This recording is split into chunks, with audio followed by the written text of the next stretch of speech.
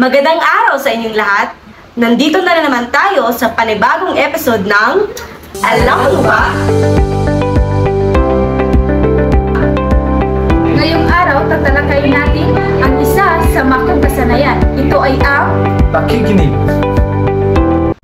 Sa pakikipagkomunikasyon ng tao sa anyong verbal man o sa anyong di-verbal, ang kanyang kakayahan sa larangan ng pagpapahayag ay lagi nang nasasangkot.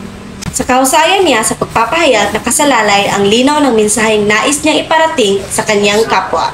Upang ang tao ay mag-angkin ng isang mabisa at maayos na paraan ng pagpapahayag tungo sa isang matagumpay na pakikipagkomunikasyon, nararapat na paunlarin niya ang kanyang kasanayang pangwika. Ang kasanayang pangwikang ito ang magiging tungtungang kaalaman ng isang tao upang mas mabisa niyang ipahayag ang kanyang mensaheng nais ipaabot o ipabatid. Dumako naman tayo sa makong kasanayan na pakikinig. Ano nga ba ang makong kasanayan na pakikinig? Ito ay isang aktibong proseso ng pagtanggap ng mensahe sa pamamagitan ng sensoring pandinig at pag-iisip. Bakit nga ba sinasabi ko na ang makrong kasanayan sa pakikinig ay gumagamit ng pag-iisip? Dahil sa pakikinig, nangangailangan ito ng utak upang mas maanalisa at maintindihan natin ang nais ipabatid ng tagapagsalita. Kaya nangangailangan ito ng sensoring pisikal at sensoring mental. Ang sensoring pandinig gamit ang tenga at ang sensoring mental gamit ang utak. Ngayon, tatawagin natin si Mark upang tanungin siya kung ano nga ba para sa kanya ang pakikinig.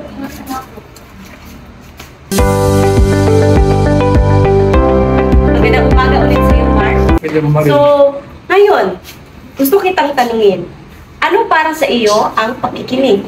Para sa akin, ang pakikinig ay hindi lamang basta nakikinig sa sinasabi, kundi kinakailangan na pag-iintindi sa mga sinasabi ng tao.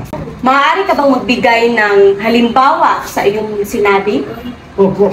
Like halimbawa, kapag nakikinig ka ng kanta, hindi lamang yung tono ang pinakikinggan mo, kundi pati na rin yung pinababati dito. Magaling ang iyong sinabi. Salamat, Mark. Wala naman. Ating narinig, para kay Mark, ang pakikinig daw ay hindi lamang basta-bastang pakikinig.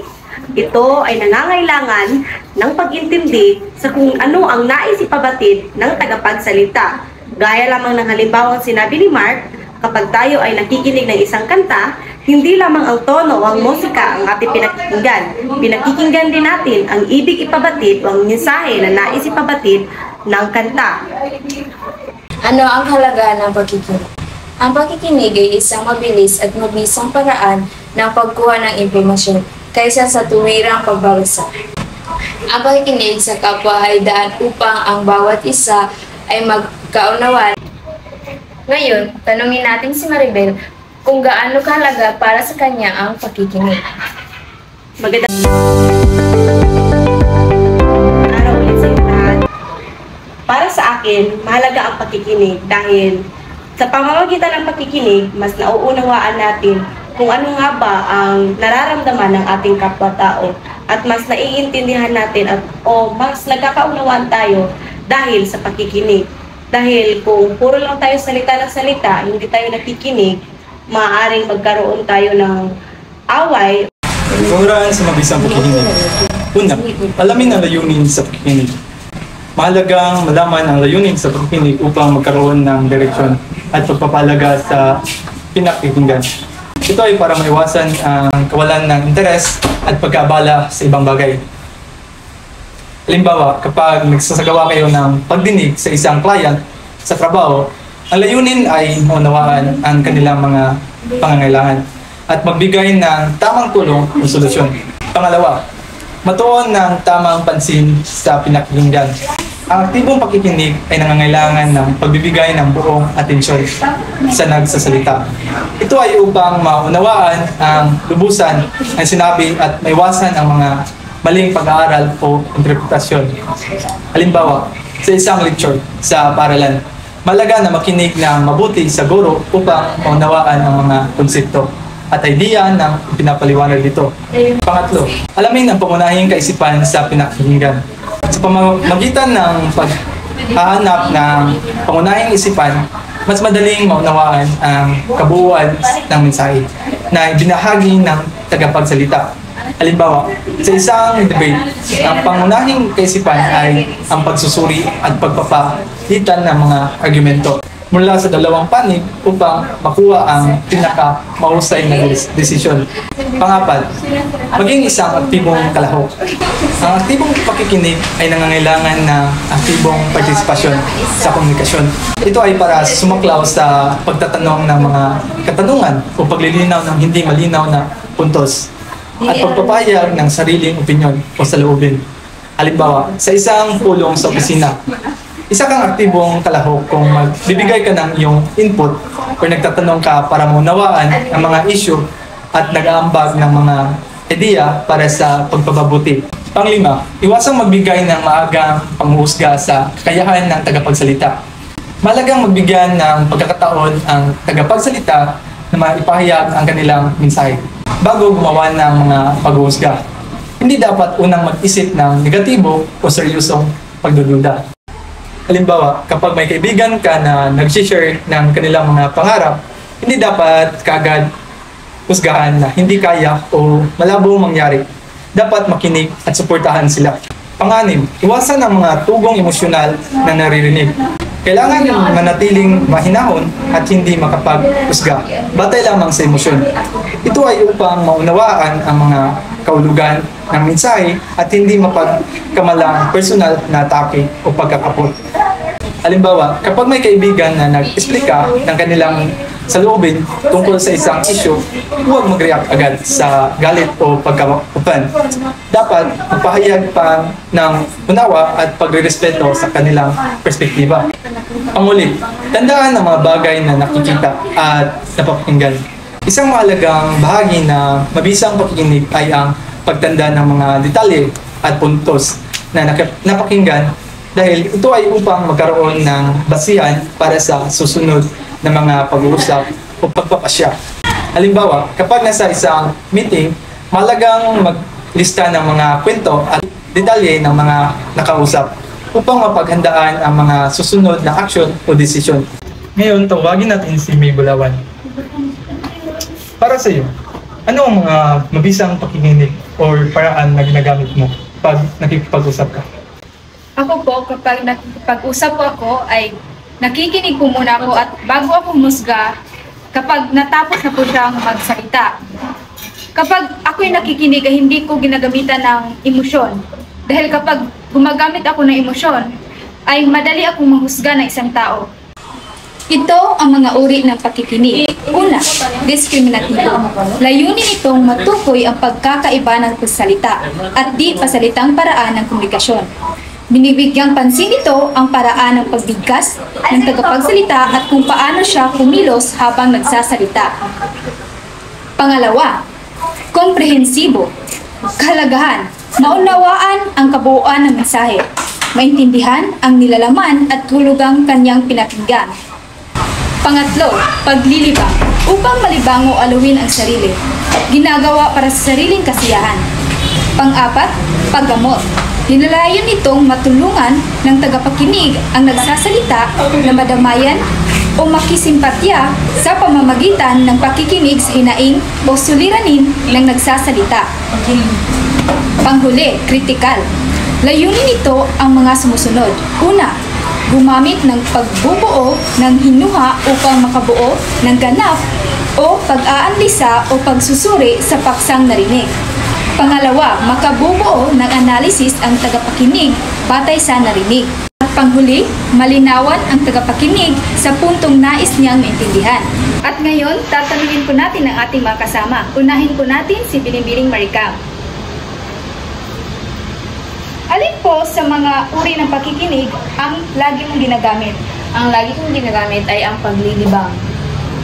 Bakit po paglilibang? Kasi madalas akong nakikinig ng musika, nanonood ng TV. At ngayon, tatawagin naman natin si Binibining Maribel.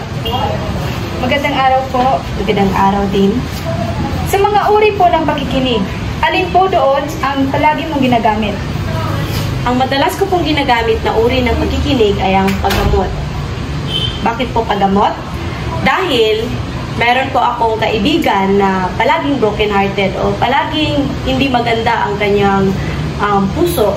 Kaya madalas nakikinig ako upang makipagsimpatya sa kanya o upang magbigay din ng advice para mas maibsan ang kanyang kalungkutan. Ngayon naman, tawagin natin ang panghuli, si Ginoong Mark. Sa mga uri po ng pakikinig, alin po doon ang madalas mong ginagamit? Actually, ang madalas kong ginagamit ay komprehensibo. Dahil sa po mag-aaral, lagi po ako nakikinig sa guro upang maintindihan ang mensahe na nais niyang ipabatid. Ito ang mga elementong nakaka-impluwensya sa pakikinig. Edad o gulang, oras, kasarian, channel, kultura, konsepto sa sarili, at lugar. Ito ang iba't ibang uri ng tagapakinig. Una, eager beaver. Siyang tagapakinig na laging ngiti ng ngiti, tango ng tango habang may nagsasalita sa kanyang harapan. Ngunit, ang tanong, naintindihan ba niya ang kanyang pinakikinggan? Yan ay nananatiling katanungan. Pangalawa, sleeper. Siya ang tipo ng tagapakinig na nauupo sa isang tahimik na sulok ng silid. Wala siyang intensyong makinig sa tagapagsalita. Pangatlo, tiger. Siya ang tagapakinig na laging handang magbigay ng reaksyon sa anumang sasabihin ng tagapagsalita upang sa bawat pagkakamali ay para siyang tigreng sugod ng sugod sa nagsasalita. Pang-apat, bewildered. Siyang tagapakinig na kahit anong pilit ay wala siyang maintindihan sa sinasabi ng tagapagsalita. Kapansin-pansin ang pagkunot sa kaniyang noo na nangangahulugan na wala siyang naintindihan sa kanyang pinakikinggan. Froner, siya ang tipo ng tagapakinig na wari ba ay merong palaging pagdududa o tanong sa nagsasalita. Makikita sa kanyang muka ang pagiging aktibo, ngunit ang totoo, hindi niya lubos na nakikinggan o napakikinggan ang kaniyang pinakikinggan. Nagkukunwari lamang siya upang makapag-impress. Relax. Siya ay isang problema sa nagsasalita. Paano ay kitang-kita sa kanyang mukha ang kawalan ng interes sa pinakikinggan. Itinutuon niya ang kanyang atensyon sa ibang bagay, kagaya na lamang na pagsusuklay, pakikipagchismisan, o iba pang hindi naman konektado sa kanyang pinakikinggan. BCB. Isa siya sa pinakaayawang tagapakinig sa anumang pangkat. Hindi lamang siya nakikinig, abala rin siya sa ibang bagay. Parang katulad siya ng relax na ore ng tagapakinig. Pagkat may iba rin siyang ginagawa na hindi konektado sa kanyang pinakikinggan. Panghuli, ang two-eared listener. Siya ang pinaka-epektibong tagapakinig. Nakikinig siya gamit hindi lamang ang kanyang tainga, kundi maging ang kanyang utak. Lubos ang kanyang partisipasyon sa gawain ng pakikinig at makikita sa kanyang muka ang kawilihan sa pakikinig. Dito, malalaman natin na ang two-eared listener, siya ang pinakamabisa na uri ng tagapakinig dahil sa sinabi ko kanina na ang kahulugan ng pakikinig ay hindi lamang ang pakikinig dahil gumagamit din to ng tenga at utak upang mas maintindihan ang ating pinakikinggan. Ngayon, tatanungin natin mga kasama kung anong uri ng tagapakinig sila. Unahin na natin si Mark. Mark, anong uri ng tagapakinig ka? Para sa akin ay relax po. Dahil kadalasan pag may kausap ako, parang lutang po ako lagi. Ngayon naman, salamat Mark. Sige. Tawagin naman natin si May upang tanungin kung anong uri ng tagapakinig siya. Magandang araw, May. Anong uri ng tagapakinig ka? Ako po ay two-eared listener. Kasi po, bilang mag-aaral, nakikinig po ako gamit ang aking tenga at utak para po maintindihan ko ng maayos ang tinasabi ng nagsasalita. Magaling. Mukhang si May ay isang mabisang uri ng tagapakinig. Ngayon naman, pakinggan natin kung anong uri ng tagapakinig si Marika. Marika, anong uri ng tagapakinig ka? Tiger, kasi palagi ako react ng react. Ang mga kabutihang may dudulot ng aktibong pakikinig ay ang mas sumusunod. Una, makinig at palagahan ang mga sinasabi ng kapwa upang mapaamo ang matigas na damdamin. Dahil kapag tayo ay aktibong nakikinig sa iba, nabibigay tayo ng atensyon at pagpapalagas sa kanilang mga saloobin at nararamdaman. Ito ay maaaring makatulong sa pagpapaamo ng mga emosyon o hindi pagkakasundo sa isang usapan. Pangalawa, madaling maunawaan ang posisyon ng iba. Kung taimtim na makikinig sa kanya, ang aktibong pakikinig ay nagbibigay sa atin ng pagkakataon upang malaman ang mga pananaw at opinyon ng iba. Dahil ito ay makatutulong sa atin upang mas maintindihan nila at maunawaan ang kanilang mga perspektibo. Pangatlo, maiwasan ang mga negatibong pagpuna kung ginagamit ang mga pakikinig sa wastong paraan. Dahil sa pamamagitan ng aktibong pakikinig, natututo tayong maging bukas sa iba't ibang idea at opinyon. Ito ay nakakatulong sa atin na iwasan ang pagiging mapanuri at mapaghusga sa mga salita ng iba. Pangapat, mawala ang puwang na di pagkaunawaan o di pagkasunduan kung nakikinig sa bawat nagsasalita.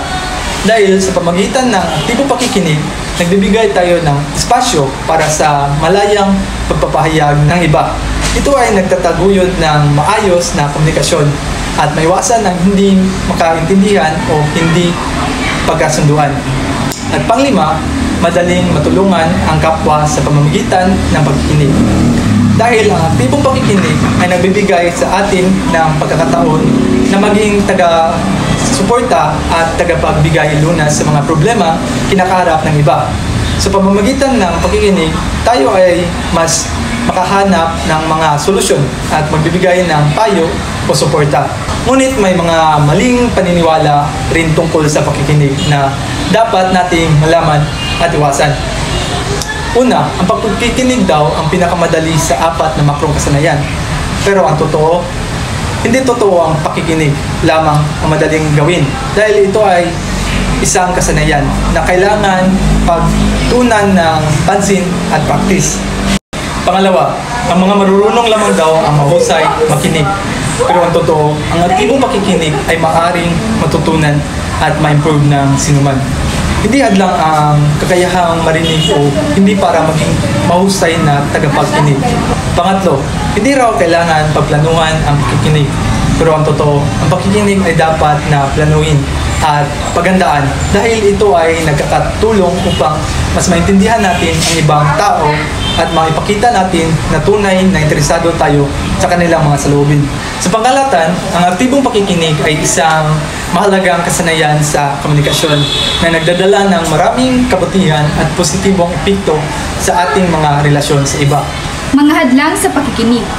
Una, pagbuo ng maling kaisipan. Pangalawa, paggiling sa sariling opinyon. Pangatlo, pagkakaiba-iba ng pakahulugan. Pang-apat, pisikal na dahilan. At ang panghuli, pagkakaiba ng kultura. Dito na nagtatapos ang aming vlog tungkol sa makrong kasanayan na pakikinig. At ngayon, alam mo na!